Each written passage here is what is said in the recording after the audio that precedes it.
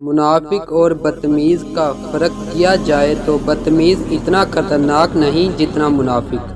بے شک جب لوگ کسی ظلم یا برائی یا گناہ کو دیکھیں گے اور اسے روکیں گے نہیں تو پھر قریب ہے کہ اللہ ان سب کو اپنے عذاب کی لپیٹ میں لے لے، یعنی اس کا عذاب لوگوں پر عام کر دے۔ دنیا والوں کے دروازے کیوں کھٹکھٹاتے ہو؟ جا اپنے دل کا دروازہ کھٹکھٹا۔ دنیا میں سب سے تیز رفتار چیز دعا ہے، جو دل سے زبان تک پہنچنے سے پہلے اللہ کے پاس پہنچ جاتی ہے۔ جس شخص نے اپنے راز کو اپنے تک محدود رکھا وہ جلد کامیابی کی منزل تک پہنچے گا۔ گفتگو سے سمجھ بوجھ میں اضافہ ہوتا ہے، لیکن تنہائی وہ مدرسہ ہے جہاں عظیم ذہن بنتے ہیں۔ ڈر کی سوچ اور کش مکش سے باہر نکلو اور خاموشی میں زندہ رہو۔ اچھے لوگوں کی مثال اس موم بتی کی مانند ہے جو خود تکلیف اٹھا کر دوسروں کو روشنی مہیا کرتے ہیں۔ کسی کے درد کی دوا بنو، زخم تو ہر انسان دیتا ہے۔ اگر کسی دن درد زیادہ ہو جائے تو شکایت مت کرنا، بس یہ کہنا کہ میرا رب بہت بڑا ہے۔ جو تکلیف اللہ کی یاد دلائے وہ تکلیف اللہ کی نعمت ہے۔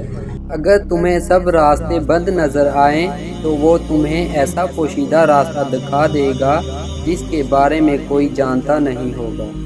کاش کا لفظ شیطان کے عمل کا دروازہ کھول دیتا ہے۔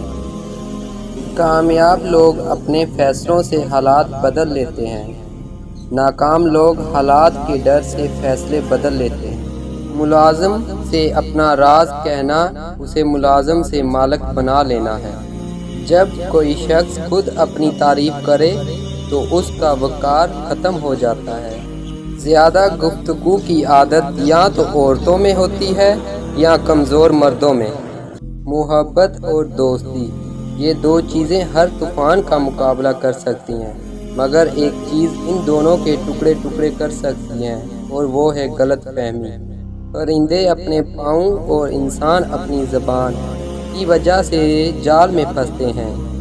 گفتگو میں نرمی اختیار کرو، لہجوں کا اثر الفاظ سے زیادہ ہوتا ہے۔ اپنی غلطی کا اعتراف کر لینا ایک بہترین خصوصیت ہے، اس سے نفس میں عاجزی پروان چڑھتی ہے اور تکبر کمزور ہوتا ہے۔ تیرے عشق کی انتہا چاہتا ہوں، میری سادگی دیکھ میں کیا چاہتا ہوں۔ بڑی بزم میں راز کی بات کہہ دی، بڑا بے ادب ہوں سزا چاہتا ہوں۔ دلوں کی عمارتوں میں کہیں بندگی نہیں، پتھر کی مسجدوں میں خدا ڈھونڈتے ہیں لوگ۔